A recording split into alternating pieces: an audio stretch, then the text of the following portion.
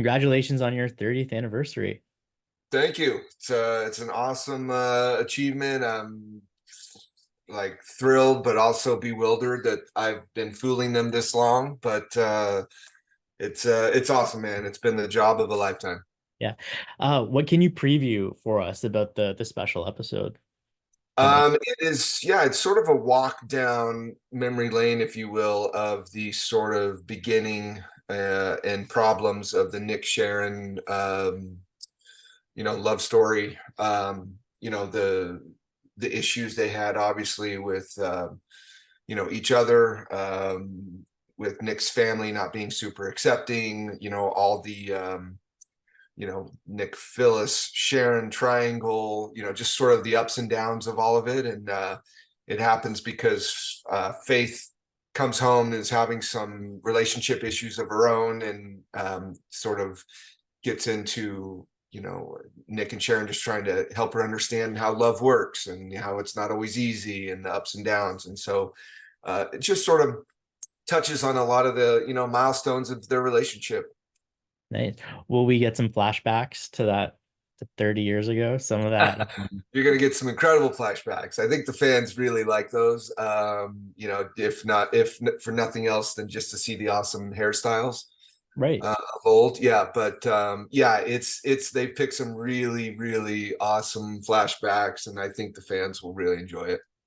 And like when you started, like they threw you right into it with the whole Matt Clark stuff, Amy, and then going on trial, and like you were really and the romance. Like what was what was that like? You had your work cut out for you. It was amazing. I didn't know what to expect. I had never even seen a soap opera before. And then you quickly realize that, it was a very big deal, aging Nick and then creating this sort of, this life around him with Sharon and Amy and Matt and the coffee house. And it really sort of launched the younger storylines for our younger fans, if you will. And it was cool. I really, it was about as impacting as you can imagine. I'd never obviously had a job of this magnitude. And I think when we first started, we were working 5 days a week all day long, really pushing these characters, and the fans really took to them, so the show invested a lot of time and effort into it. It was a very cool experience. Or any favorite memories from that era? I want to say hairstyle. There's honestly, man, like the coffee house Crimson Lights, when they basically made this set for the younger group, and that was this sort of core four of me, Sharon Case, Julianne Morris, and Eddie Cibrian, and we were in the coffee house every single day. It's where everybody fell in love. It's where fights happened. It's where drama and intrigue and everything that happened with this younger group. So the coffee house for me will always hold a very special place in my heart, because it's really where my career started. So a lot of the scenes in the coffee house, the good ones and the sad ones, that to me was probably the most impactful of the beginning of my career, for sure. Uh, any possible? You mentioned Faith is coming back. The actress that plays Faith. What about any? Are there any other cameos or special appearances? Um, no, just Faith. That's the sort of a way to sort of launch us into telling this sort of love story that Nick and Sharon had.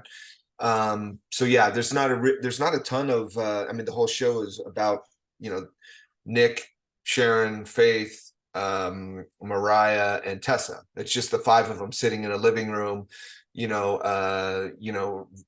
remembering everything that happened, sort of about how they met and how they broke up, how they fell in love, how they hurt each other, how they fell back in love, repeatedly. So it was a cool way for the show to sort of really reach those older fans and those diehard Chick fans who are really pulling for them.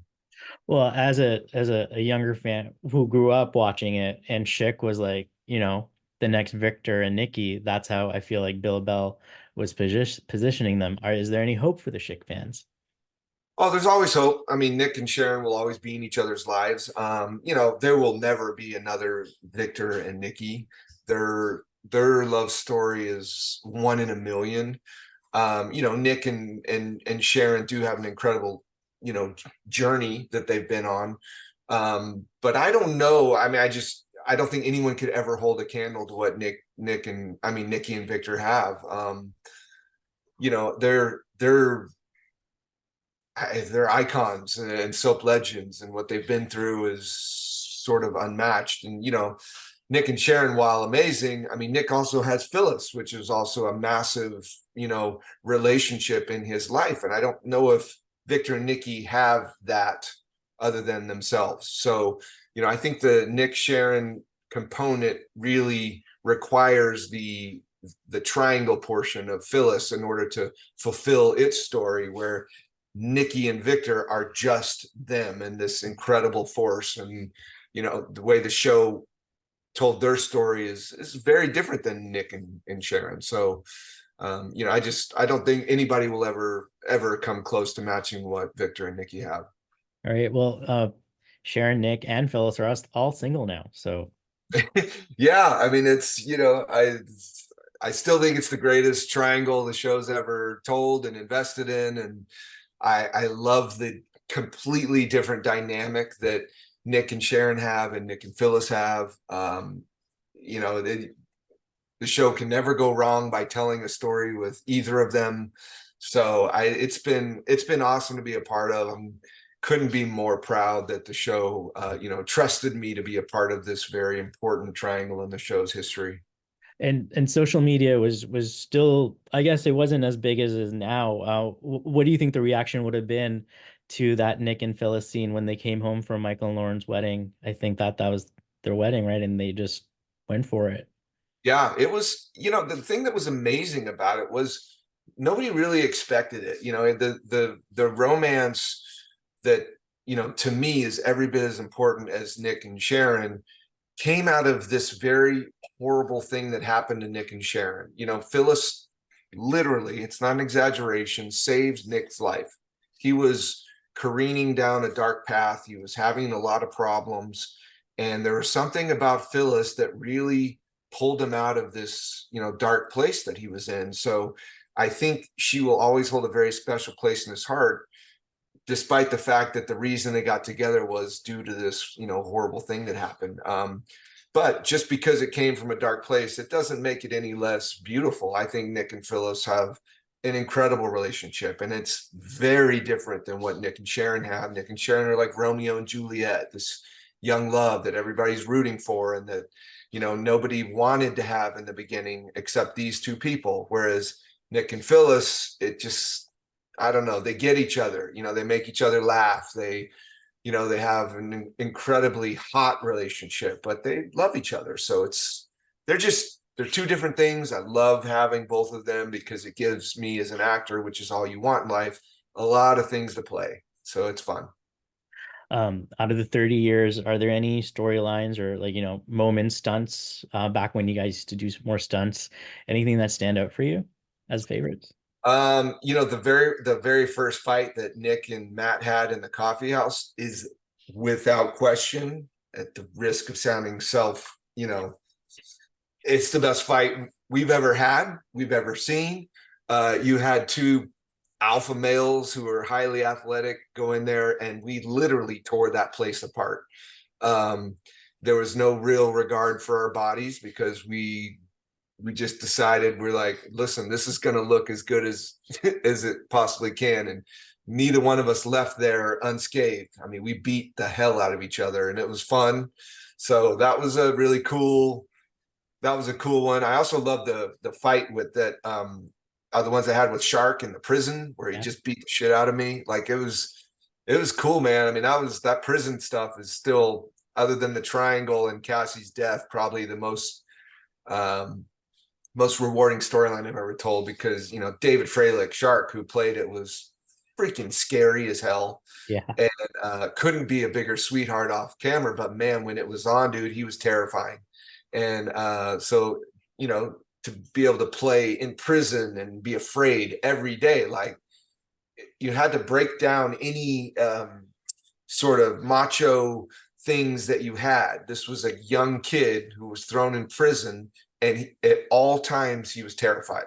And I enjoyed playing that. I liked that he had to keep his head on a swivel and he never knew what was coming. And, you know, there's no way this person should ever be in prison. And I liked playing that. It was so fun. So, you know, those are a couple of my favorite, you know, stunt stuff that we got to do. Nice. Uh, you got slashed by Aunt Jordan, crazy Aunt Jordan, back in November. What was that? Was fun, like fun to see. It was pretty scary. We didn't realize there'd be so much blood. Did you? I didn't, you know, but it made a lot of sense. I mean, she literally just filleted me. And, you know, I have more respect for her than I think almost I've ever had. This is a 70-year-old woman, and you know, I'm 6 feet, 200 pounds, and I'll never forget. They're like, you have to be like fighting her, even though you're heavily affected by this poison that you gave her. So, you know, initially I was sort of gingerly sort of trying to move her around, and she looked at me. She's like, "Listen, I can handle it," and I'm like, okay. So I mean, I was putting all my weight on her and she's fighting me, and she's, I mean, hyper athletic woman. And you know, she, I mean, made a 70-year-old woman menacing and scary. And I was like, wow, does this woman have a lot of heart? And she is tough and amazing. And man, she was incredible. She's a powerhouse, man. That's great. So the Cassie stuff that stays with the fans, just like it stays with the show. It's something that they always go back to. But then Camryn got to come back as Mariah. So what Sure. was that? Yeah, what was that like? Seeing, so you watch this young girl grow up into a woman and have a kid of her own. Sure. Yeah. Sure. You know, it was, I mean, Camryn Grimes is to this day still the cutest human being that ever walked the planet. When she was this little freckle-faced freak with no teeth and came on, and I instantly fell in love with her, and I was like a second dad to her, and I still am. So, um, you know, it was a story that I really could not believe they were planning on telling. You know, I've been very fortunate in my life up to that point to have never lost anyone that was really super important to me, other than like maybe Kurt Cobain. And I was like, I wasn't quite prepared to, I think, tell the story because it scared me. I'd never been to a place like that on screen. And um, I didn't want to let her go. I mean, she was so important to me. I loved being a part of her life and seeing her growing up and messing around with her at work. So um, I still think it's the best story we've ever told because we mine it all the time. We touch it all the time. There are stories that are impacted that we still tell to this day. And I don't know how many years ago it was, but we always can go back to that. And it means something to the fans. It affected every character on the show. And it's been just an incredible story that we can, you know, always go back to. So it was heartbreaking, but still extremely rewarding. And then obviously when they brought her back as Mariah, it was a win-win. We got to tell the story, but we still get Camryn Grimes to come back to our show, who's just one of the best human beings I've ever met in my life. And yet you say all that, yet they still tried to, they wanted to pair you two together. And she told me that you guys nixed it. Like, Well, it's still one of my favorite pranks of all time. Yeah, they they told me they were telling this story, and I was like, "Wow!" I said, "Well, I'm just letting you know." And I never ever put my foot down. I said, "I'm never putting my mouth on that young woman's mouth. I'm just letting you know. She's like my daughter. I cannot do that." And they're like, we get it. No problem. Not a problem. Now, I never told Camryn that I had had that conversation with them. So I loved teasing her and like, you know, telling her that it was coming and she better be ready, and just really messing with her because she would literally turn green. She's like, because she wanted to be professional, but the joy that I got watching her so uncomfortable from it, it was definitely one of my favorite things I ever did at work. But yeah, it was never going to happen, but I liked that it was something that was teased because it really got the fans in an uproar, and that's what you want. You want them talking, whether it's good or bad. You want an exchange. You want them to feel stuff, you know. So that was something that was, you know, very concerning to a lot of people, but that's what you want to do. You want to shock people sometimes. Do you hope that the show kind of reinvests in the younger characters, and maybe, Nick's great and he's supportive of Mariah, he's supportive of Summer, and Faith comes in and out, but a lot of people say, hey, where's Noah? How come, Nick's getting a story with Sally, who is in that demographic, whereas Noah's off in London. Yeah, I can't speak to what the Noah thing is. I still believe he should be a part of our everyday show, but that's not something they consult with me about. But of course, I mean, that next generation, you have to keep the show going. I mean, you have to reach every audience possible. So I do believe we have a good young core that's being, put on screen right now, but obviously there are other ways we can do it. And I think the character Noah should be front and center, but that's not, I stay in my lane. That's not something that they consult with me about. Very fair. Now, after 30 years of playing Nick Newman, which other Y&R character would you like to play for a day? Oh, who doesn't want to be Victor? I mean, good grief. I mean, he's like God. He can do no wrong. You can't tell if he's a good or bad guy, which is always interesting. So Victor would be interesting. I actually think the best written character on our show is Adam. I love that. I love how they portray him. He's wounded. He can be menacing. He can be, fragile. He really touches a lot of areas on the spectrum creatively. So they ask the character Adam to do quite a lot on the show, and I look at him with envy sometimes. I mean, I play the hero. It's not always it's, I feel like you always win, but it's not as much fun to play. I guarantee you, Grossman, who's doing an incredible job, by the way, an awesome actor, he gets a lot of really cool stuff to play. So, and he does a great job. I mean, I doubt I'd be able to do it the way he does, just because we're different people. But I think Victor and Adam would be some very interesting characters for sure. Awesome. Now, I asked this the last time we spoke, which was like, I think 10 years ago, when you were in Toronto. And as a Canadian, I feel like I owe it to the nation to ask this. What are your thoughts on a 3D reunion now? Man, brother, that whole thing was about me, dancing around in front of young girls with my shirt off. Those days are behind me. I don't, that's never going to happen, but I can tell you it was one of the most fun things I've ever done in my life.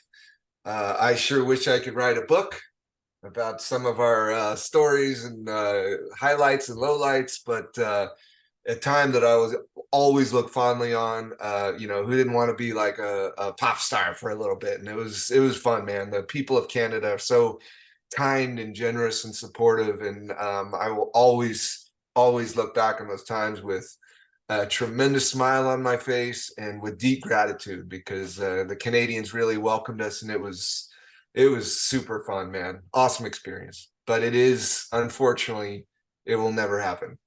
All right. I had to. The people want to I know. feel you. Listen, you had to. Yes, of course. Would have been irresponsible if you hadn't. Yeah, take away my citizenship. Yeah, no, I gotta ask. Awesome. You guys still in touch with you at ECJ? We'll exchange a text once in a while. Everybody's lives have gotten so busy and crazy. Yeah, it was a window in time when we were young and had a lot of free time. And now, I mean, man, everybody's got kids and lives and whatever. So we'll exchange some texts once in a while, just sort of keep up. But I don't see them. Okay, awesome. Now, what are you watching? Like, as for a TV podcast and a TV blog, what's the last show that you binged, or what are you really into? Let's see. I am watching The Boys right now. My teenage sons had recommended it to me. I'm into it. But I cannot wait for House of Dragons season 2. Those kind of stories and those worlds really speak to me. I think the Game of Thrones is the best show ever made, and the Dragons, House of Dragons, is just as good to me. So I'm really looking forward to when that one comes back on. And then I'm I think I'm gonna give up on The Boys. I like it. I'm not like obsessed with it. So I think Shogun is the next thing I'm gonna get into. Awesome. Thank you so much for taking your time today. Hey, anytime, brother. I appreciate you.